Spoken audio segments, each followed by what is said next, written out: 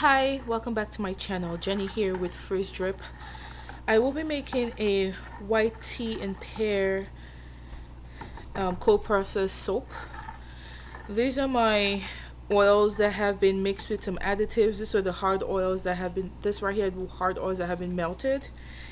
My light solution with additives in here, fragrance oil, and these are my colorants. It may seem like I have a whole bunch of colorants, but I have this little sample colorants that I got that I just want to use up. So I am doing a white, green and gold. I do have my titanium dioxide here. I am warming it up. I mix it with water. My titanium dioxide is both water and oil soluble, but for some reason I just like mixing with warm water, so it's warming up right there on my hot plate. Hope you guys have been enjoying my videos. Please like, share, subscribe. It helps my video very much. It helps my numbers very much, and it also helps me bring to you all these very nice, interesting, maybe relaxing for some of you, maybe educational for some of you, maybe just fun for others. It really does help me be able to produce these videos. So stay tuned, keep watching, and enjoy how this soap comes out. So I'm actually going to be making 9 pounds of this soap, and that usually gives me about 30 bars, just exactly 30 bars with smaller size bars as well. So okay, keep watching, enjoy. So I decided to complement this video with a voiceover this time rather than a background music. I know some people like to just go straight to the point and just watch the video and move on, while some other people just like that little bit of chit chat, maybe talking about the process, maybe talking about other things. Just leave your comment down below and let me know if you prefer a voiceover or if you prefer music. And if you do prefer voiceover, give me some ideas of the kinds of topics and things you'll like to hear me talk about, in addition to like me just going through my process of making my product. So I did have a couple comments that had from some of my subscribers, a couple of my subscribers who just said they would appreciate me going through and talking about my process. The problem though with me talking while I'm actually making my products is that I'm a very I just do a lot of gestures, so it doesn't really work for me talking and making because I need my hands to talk, and so it will just slow down the process and make the video so long.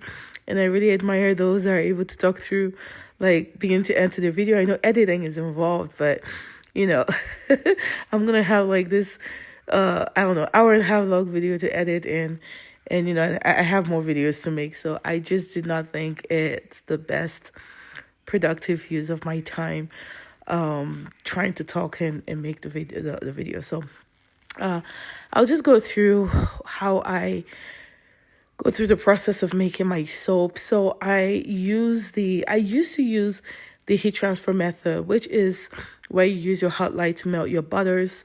And once your butters are melted, you add in your room temperature liquid state oils, and that works. You just have to understand the components of and the properties of your oils to see if you have a fast moving recipe or not, because a fast moving recipe with a higher temperature tends to set fat quicker. So, and also on the on the other end of things, if you're using just a regular method of melting your oils and let them come to room temperature before you mix your lye and your oils, depending on the properties of your oils, if you have a lot of lard in your recipe, and some of those other kinds of oils, I think palm kernel flakes as well, you could have false trace. So it's very important for you to understand and be familiar with your recipe to know what type of process you feel will be best for you. for my particular type of recipe, I don't have a too fast moving recipe. I don't have a slow moving recipe either. Sometimes depending on what I'm making and I need to work a little bit, I need a little bit more time, I would increase my water percentage, or if I know I can do this, as quickly as, as possible, I will reduce the amount of water I put in my recipe. So maybe one of these days in the future, I would use a heat transfer method to show you how I go through the process of making soap when I used to use that method. And you'd see how that goes. Let's see if my batter is going to go faster. I'll probably make it with a recipe you've actually seen me make before, so you can just see how different or the same or not so different or whatever state my batter ends up being. So and the long and short of it is, I currently enjoy doing the meltdown version, which is all oils melted and come to a certain temperature before I mix my everything. So I don't think I've ever shown this on video before, but I mix my lye solution. I include sugar and mulberry silk. I throw that in the fridge so that it can, because I do everything same day. I don't prep my mixture the night before. I know a lot of people that do it this way, do it the night before, and so that they wake up in the morning or the very next day whenever they're ready, they go in there and they cover the lye solution. You should cover it because of evaporation. You don't want to reduce the water content in your batch, because like I said about water content, it can quicken, trace, or slow it down. So you leave it covered.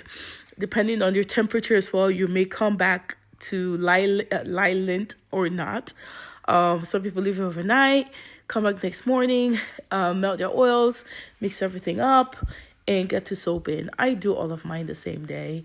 In the morning, first thing I know, okay, if I want to make soap at noon or whatever time,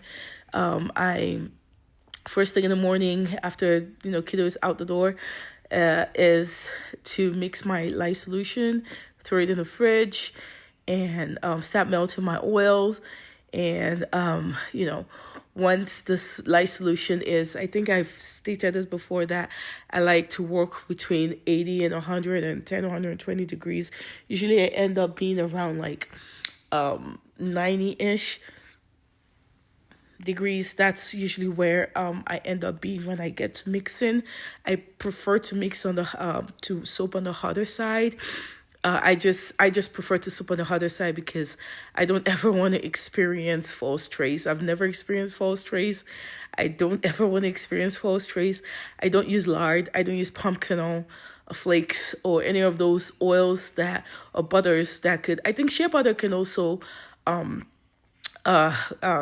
create some sort of a false trace if you have it in a high enough quantity, but I don't.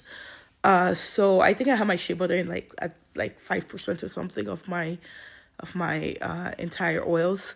So I don't really have the oils that could cause false trace, but like I said, I soap a little bit warmer than room temperature. Never had a problem with it. It's always been fantastic. It's always worked out for me.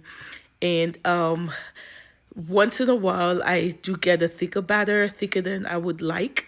And it's soap. It's soap is always gonna look the way it's gonna want to look. Like each bar is always gonna be different. And I know with a thicker trace, the swirls end up not coming out the way you want. But guess what? The soap is still perfect. The soap is still exactly what you created, what you wanted it to be. And if I get that, I'm happy.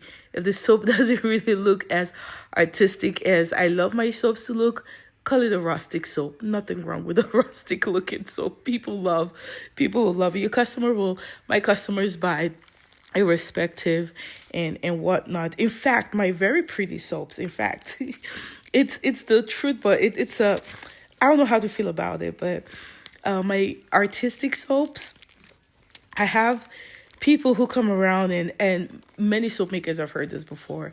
Like every soap maker has heard this before. As long as you make an artistic looking soap, you've heard this before where, oh, the soap is too pretty to use. I don't know. I don't know that I could buy it because I don't know that I'm ever going to use it. And whenever we go to markets, my husband's very popular saying is, that's why you buy two. You use one and you display the other one.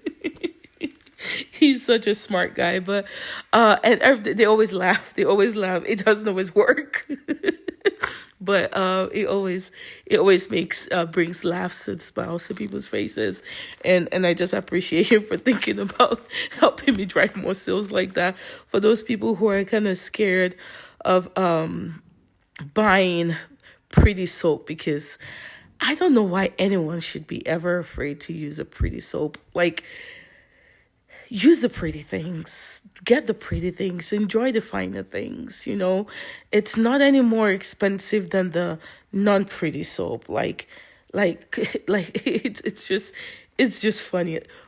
Before I became a soap maker, when I used to go to festivals and all those things, and I used to buy like artisan soaps and handmade soaps and all that stuff. Like, I go for the pretty. It has to be pretty for me to buy it.